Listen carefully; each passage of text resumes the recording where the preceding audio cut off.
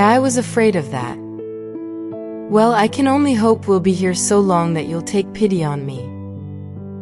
She slipped her shoes halfway off, just enough to relieve the pressure on her toes. And no offense, Drew, but my goal is not to be stuck in this elevator with you all night. Although those abs. No, remember Olivia? Her sister? Right, Olivia, okay, yes, Olivia. Time to ask him another question so she'd stop staring. Don't you have plans tonight? What are you doing here in San Francisco for the weekend anyway? He made a face. A wedding. She made a face back at him. Don't say it like it's a prison sentence. He slumped against the wall. If prison sentences lasted for a weekend, this one would qualify.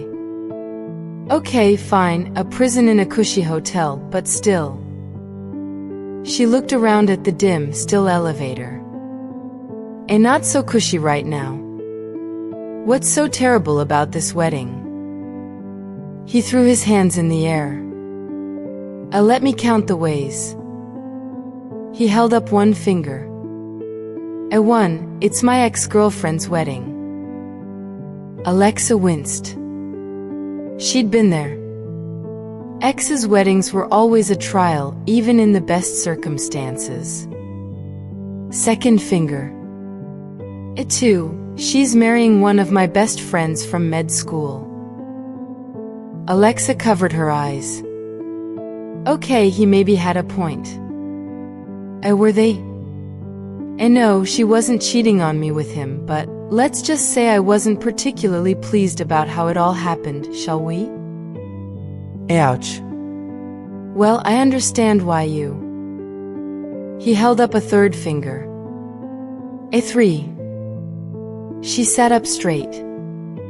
There's another one? A third finger? Oh yes. He waved his middle finger in the air. As a matter of fact, this is the worst of the fingers. 3. I am a groomsman. She swung around and faced him, mouth wide open. Are you kidding me? A groomsman?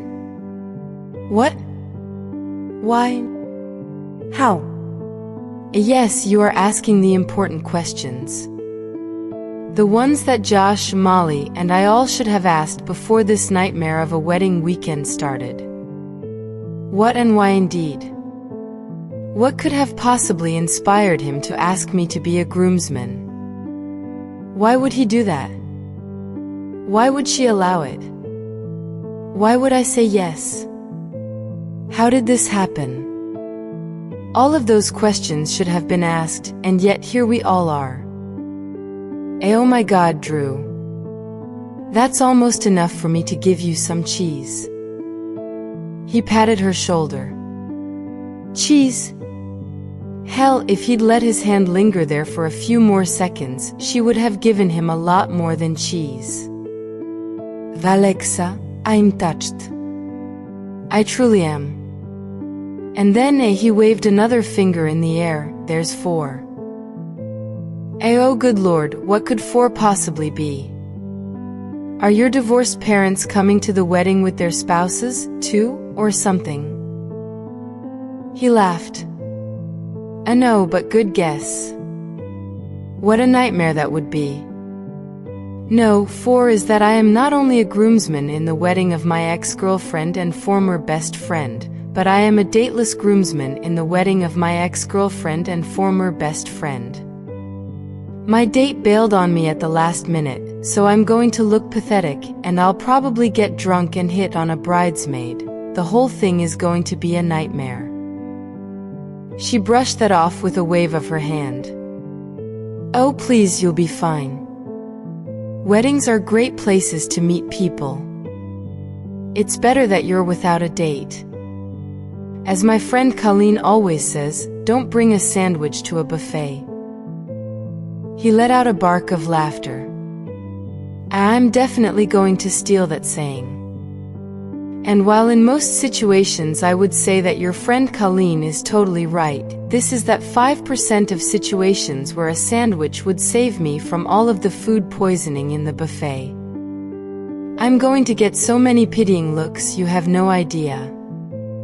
And the worst part is that I RSVP'd with a +1, so there's going to be an empty seat at the head table. And lots of what happened to your girlfriend, Drew, couldn't make it?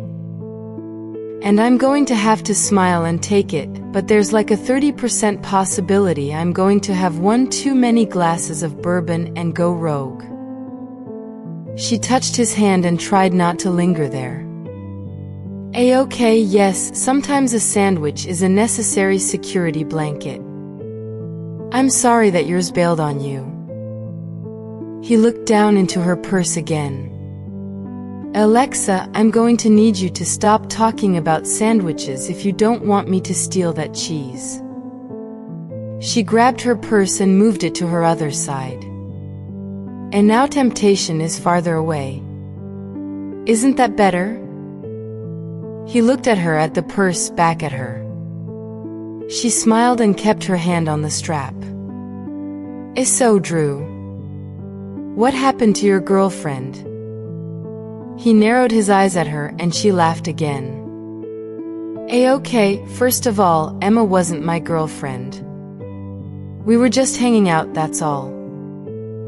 Alexa frowned at him. This guy had to be in his 30s like her. Hadn't people stopped just hanging out with people by their 30s? Don't look at me like that. I'm not a girlfriend kind of guy. And when I could tell that she might want something more serious, I ended it. I was nice about it. I don't do girlfriends. I haven't had a girlfriend since, he sighed. Molly. Anyway. Except I forgot that I needed a date for this damn wedding. Alexa pointed to the fourth finger that he'd raised in the air. Oh wait, she said. How exactly is that your date bailing on you? He shook the finger at her. Don't do that. Don't blame this on me. It's not my fault. It's not her fault either. She was going to come to the wedding with me anyway, but her dad's having surgery tomorrow, so she couldn't come. Those muscles moved in a lovely way when he sighed. And of course I'm sorry about her dad. I don't blame her for that at all. I do, however, think this is just more evidence that I've been cursed when it comes to this wedding. Alexa laughed and relaxed against the wall. If she happened to move closer to Drew while doing so, that was just an extra benefit.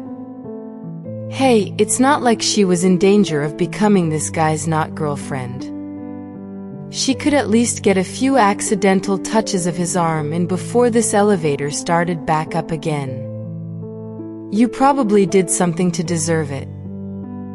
Drew reached around her and grabbed her purse. Oh, really? I pour out my heart to you about this nightmare of a wedding and how now I won't have a date and all of the terrible things that will happen to me because of that, and when you hear my tale of woe, you tell me that I did something to deserve it? Just for that I'm taking some cheese. He reached into her purse but hesitated for a second and raised his eyebrows at her. She sighed and nodded. Okay, fine, you can have a little cheese, but you'd better save some for Olivia. And no tearing it off with your fingers. What kind of a Neanderthal do you think I am? There's a knife in there. He beamed at her. Good Lord, that was a dangerous smile. She looked away and found the butter knife so she wouldn't throw herself at him. He'd just bitten into his third cheese-laden cracker when the overhead lights came on and the elevator started with a jerk. Oh wow, are we actually moving? She sat upright. It looks like I won't have to tackle you for the champagne next. Drew got to his feet and reached out a hand to help her up. Was it just her imagination that his hand lingered in hers? Probably. She had a very active imagination. It helped to make up for her current lack of a romantic life. In no time at all, they reached the 16th floor. Alexa was treated to one more glimpse of those abs as he pulled his jacket on. "It looks like your sister and I are on the same floor," he said as they got off together. "It looks like it." She smiled up at him for a second before she had to look away from those eyes again.